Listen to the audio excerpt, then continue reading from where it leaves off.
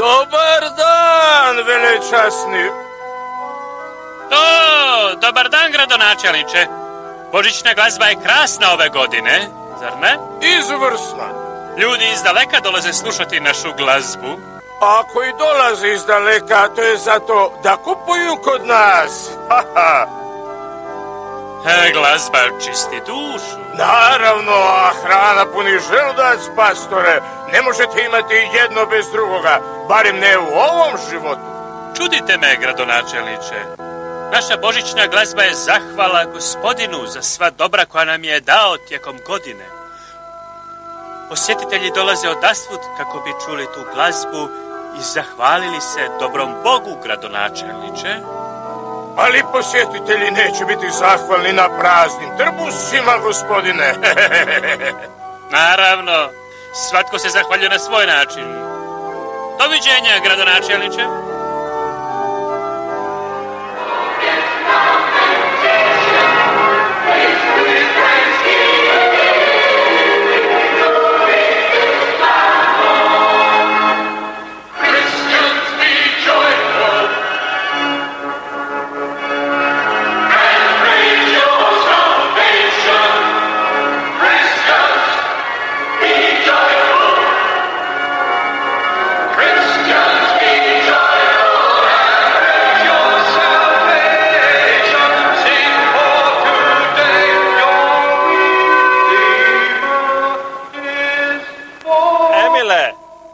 Opet ste bili prevelikodušni svojim glasom. Pa znamo mi svi da vi možete ponijeti više nego ostali. Pazite da vas se ne čuje više nego ostale. Ha? Idemo ponovo, Emile. A, može? Remi? Da, tata.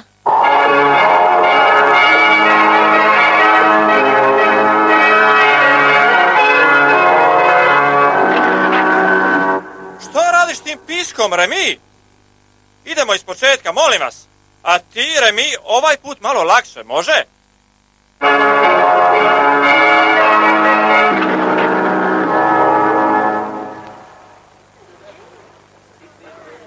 Imamo neke probleme s smijehom, velečasni, znate.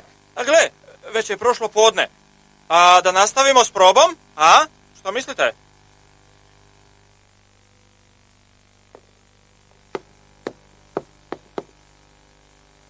Vrijeme je da zvonimo, velečasni. Tata, obećao si mi da danas mogu ja pozvoniti. U redu, Remi, možeš. Ne znam što nije u redu s orguljama. Ne znam zašto proizvode taj čudan zvuk. Sasvim nekakav... Možda su se umorile kao i svi mi ostali.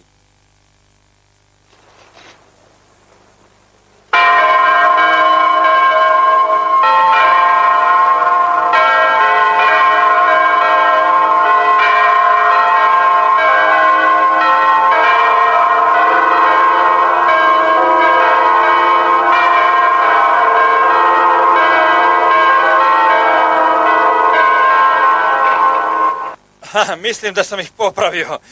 Poslušajte, velečasni.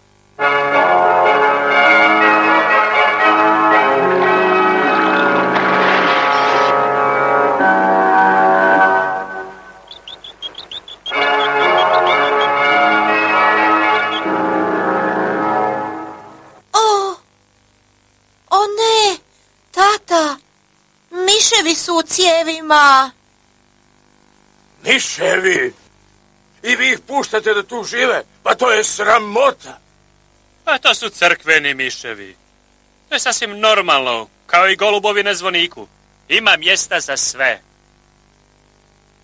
Ma ne, za miševe nema. Pojeli su orgulje i to dan prije Božića. Zašto? Mislim da miševi ne vole religioznu glazbu. Mi imamo prijatelje koji je vole, a za miševe me nije briga. Riješite ih se odmah. U kakvom su stanju orgulje, zborovođo? Recite mi, odmah. Mogu ih popraviti, gradonačelniče, uz uvjet da... Odlično. Uz uvjet da nađem dio koji je pregrizen. Pa Božić je za 2 dana. Odlazim odmah u Salzburg po taj dio i vratit ću se navečer. Nadam se da će imati taj dio u pričuvi. Znate, Da, gospodine, ali za Boga, vi ste gradski orguljaš, razumijete me, gospodine? Ma da, ali orgulje su istrošene. Možda biste morali naručiti nove, gospodine gradonačelniče. Pa to bi bio red, znate, mislim... Ili novog orguljaša. Recite mi, ako ne pronađete taj dio, hoće li zbor moći otpjevati tu krasnu pjesmu i bez orgulja? Što mislite o tome? Pa zbor je vježbao cijele noći, ali skladba je napisana za pratnju orgulja. A bolje da se pjevači odmore. Bez orgulja ta bi skladba bila smiješna. Ljudi bi se zaista mogli smijati. Vjerujte mi. Smijati? Da, smijati. To nikako nije dobro. Učinite, molim vas, sve što možete, Franc, za milost Božju. Svakako, velečasno. Hvala vam puno. Franc, voljela bih da nešto pojedeš prije nego odeš. Ješu na putu. Već sam ti pripremila. Opet si mi pripremila 10 puta previše, draga. Dobro, dečki. Želite li da vam donesem nešto iz Salzburga? A? Što kažete? Hoćete li? Ne, ali mogao bi nešto ponijeti u Salzburg. Nas, da. Pa niste ništa jeli. Ali ti si, draga, spremila dovoljno jela za trojicu. Zar ne li? Hurra!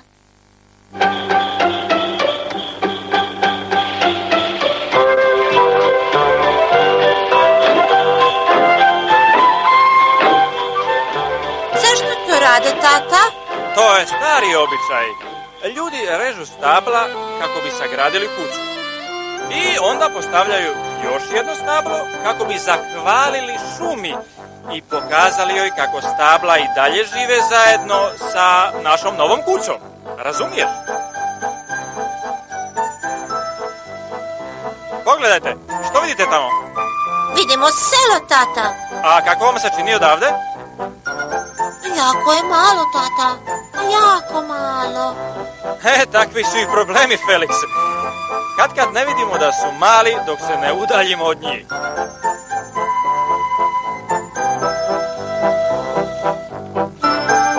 Naprijed. Liza, zar je Franc sam otišao u Salzburg? Ne, velečasni. Sad mi je lakše. Lakše? Zašto to kažete? Znate, dolaze mnogi posjetitelji u mjesto i kažu mi kako je cesta na tom dijelu puta vrlo opasna. O ne, Franc. A rekli ste da nije otišao sam? Ne, poveo je našu djecu. Moji jadni mali anđeli.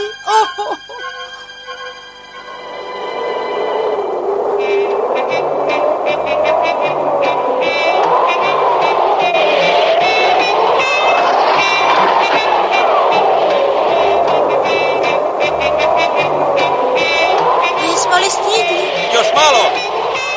Pogledajte! Salzburg, dečki!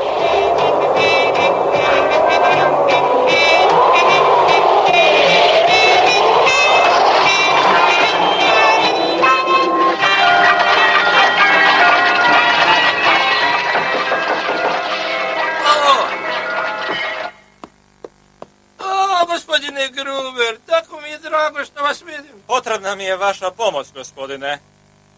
Sretan vam Božić, gospodine Franc. Gospodine Schiller, zaista mi je potrebna vaša pomoć. Nemam.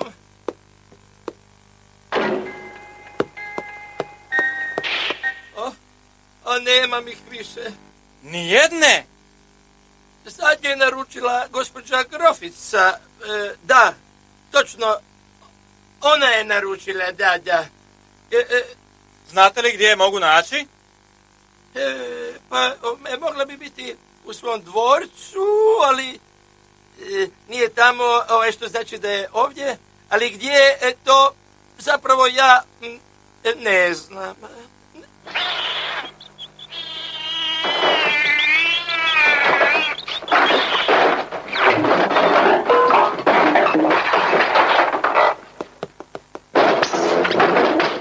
O, Felix, jesi li dobro? A? Felix! Našao si ga! Dogodilo se čudo!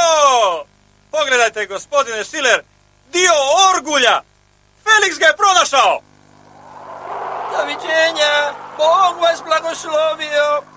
Već je to učinio. Blagoslovio i vas, gospodine Schiller.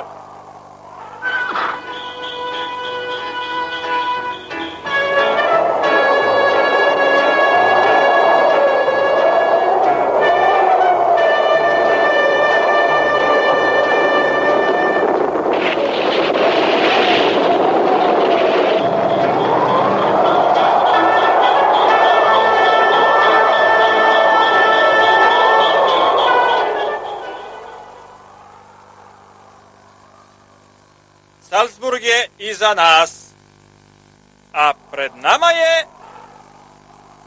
Kuća je odmah iza ovog brežuljka, da.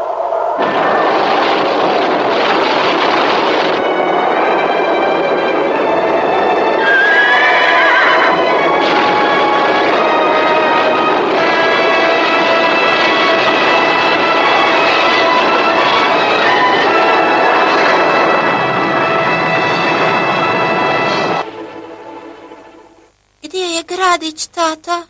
To bih i ja volio znati. Čekajte me ovdje, djeco. Mislim da nešto nije u redu. I ja isto.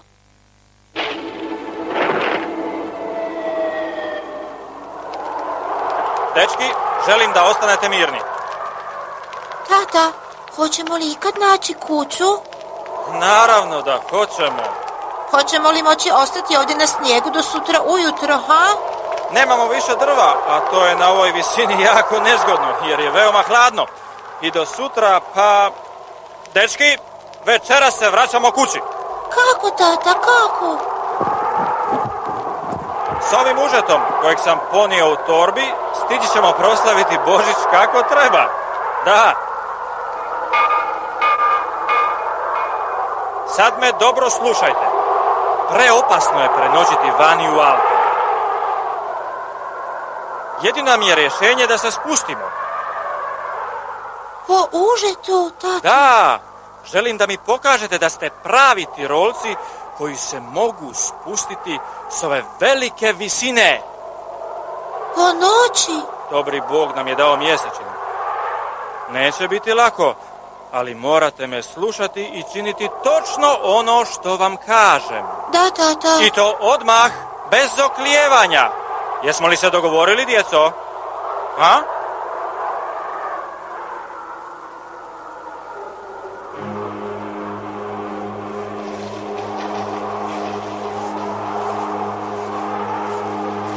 Ne gledaj dolje!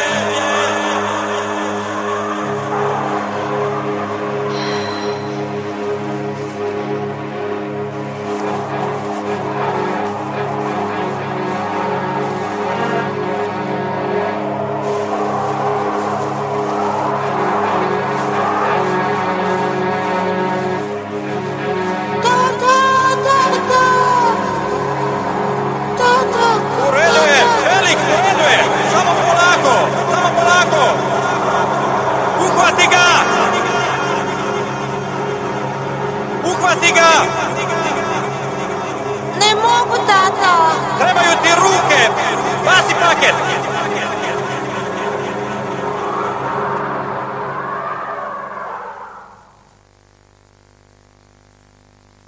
A, živi i zdravi! Ali, tata, izgubili smo dio za orgulje. Ići ćemo po drugi u Salzburg. Sad odmah? Pa naravno da ne!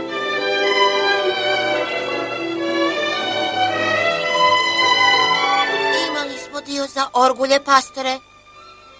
Ali više ga nemamo. Tko još misli na te glupe orgulje? Živi ste i to je jedino važno. Idite kući. Liza umire od brige. Sad nam ni molitva neće pomoći, gospodine. Treba imati vjere i Bog će nam dati odgovor. A kakav odgovor, velečasni? Kad se pomoliš, odgovor je već dat. Čovjekov je problem u tome da ga nađe I tada čovjek shvaća da je odgovor uvijek bio tu, pred nama. Pričekaj ga. Sutra je padnjak, a glazbe neće biti. Biće to tiha noć. Tiha, ali sveta. Već je ponoć. To će biti tiha.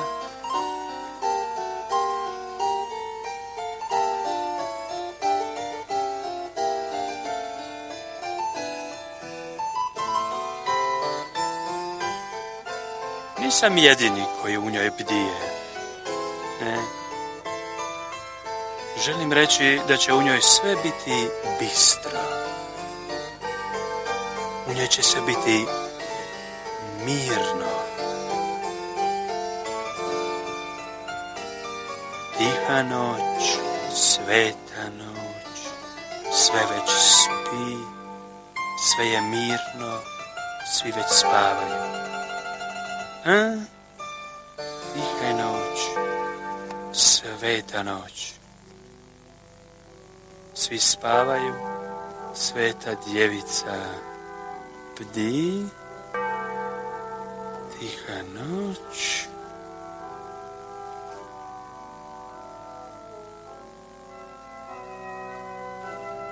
Samo Marija s Josipom bdi.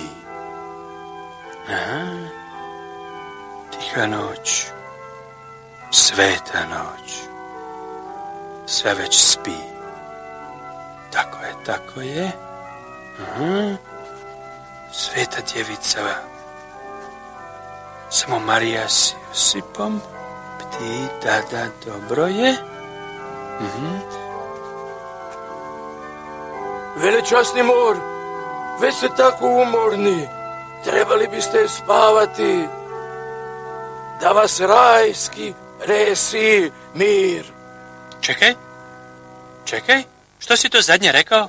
Samo sam vam došao zaželiti laku noć, velečasni. Ali što si to rekao? Rekao? Da vas resi rajski mir.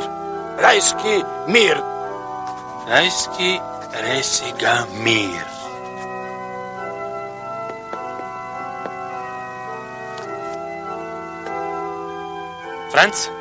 Franc? Velečasni mor! Pogledajte, Franc. Onda? Lijepo. Što mislite? Lijepo je, ali... Možete li to uglazbiti? Ali ja nisam skladatelj. A zar je to važno? Zar sam ja pjesnik? Velečasni mor.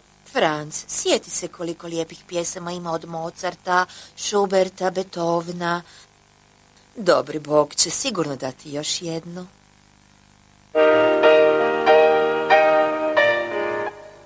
Ne mogu. Pokušao sam sve što znam. Nisam u stanju skladati. To treba biti Božji dar. Jako mi je žao, velečasni. Božji dar, znate.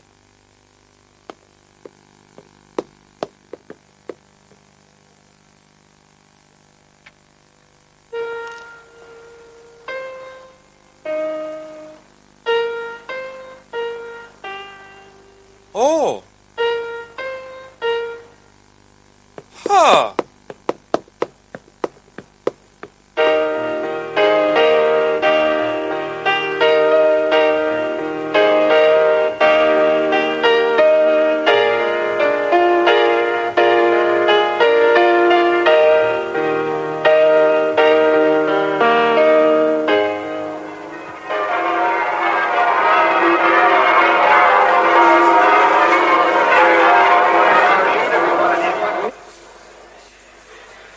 Sretan Božić svima! Dragi prijatelji, istina je, naše orgulje su potrgane. Ali ove božićne večeri, umjesto božićne glazbe, možemo vam ponuditi nešto drugo. Da, ponudit ćemo nešto, nije mnogo. To je pjesma koju je napisao naš velečasni, koji nikad nije pisao i koju je skladao jadni orguljaš koji nikad prije nije skladao. Ta pjesmica je naš božićni poklon svima vama. Dragi prijatelji, u ime mjestašca Oberdorfa.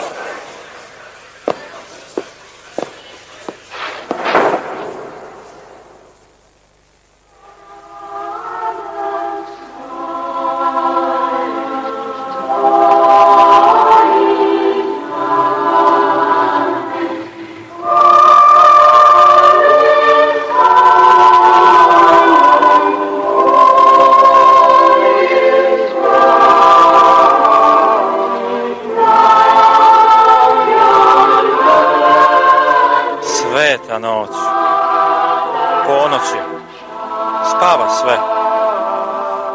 Samo Marija s Josipom bdi, divno djetešce pred njima spi.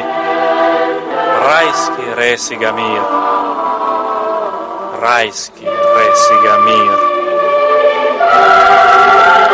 Tiha noć, sveta noć, pjesmica anđelska miljem otajnim napunja zrak. Bajna svjetlost rasvjetljuje mrak. Kraj pretvara u raj. Kraj pretvara u raj. Sad mi je jasno zašto je gospodin htio da se orgulje pokvare. Kad trebaju nezgode da bi se dogodile ovakve čudesne stvari. I jednostavne stvari koje čovjeka diraju u srce i zauvijek mu ostaju u sjećanju.